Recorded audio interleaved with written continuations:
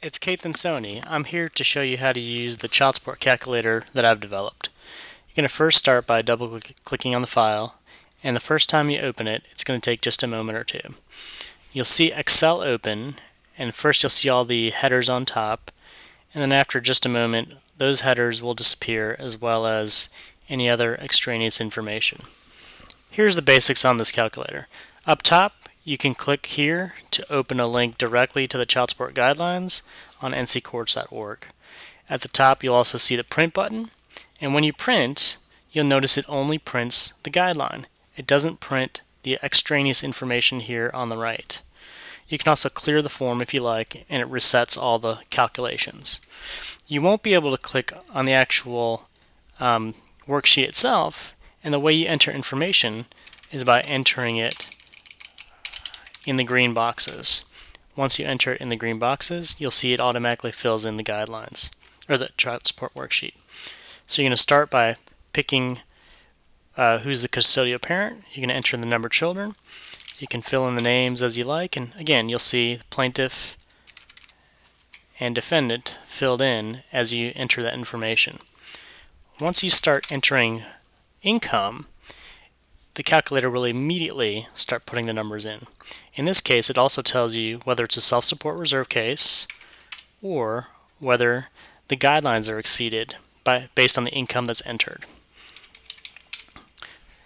When you enter child care for the custodial parent, you'll notice that it takes 75% of the number automatically. If you want to change it, it also tells you can manually override and instead put 100% simply by clicking on the box and entering the number that you want to enter.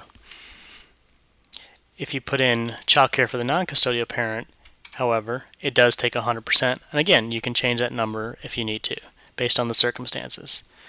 When you fill in healthcare, let's put in some reasonable amounts. When you put in healthcare, it also populates that information. If you have pre-existing child support payment, it will deduct that from the actual monthly gross income. And then if you enter that either parent has other children, it automatically calculates the amount based on the guidelines to deduct from gross income. You can enter the names of the children. You can enter the dates of birth, and it'll put it in the proper format. And then if you have notes at the bottom that you want to enter, you'll see here that notes are entered, and when you print, those notes will also print at the bottom of the worksheet. The only other thing here is it does have a calculator at the bottom for weekly, biweekly, semi-monthly, and annual income. So if you have annual income and you want to convert to monthly, simply put the number in here and it'll tell you the monthly amount. If you're not sure or don't remember what biweekly or semi-monthly are, I've added a little note that reminds you of what those things are. That's how to use Worksheet A. Click on the next video to see how to use Worksheet B and the other features of this.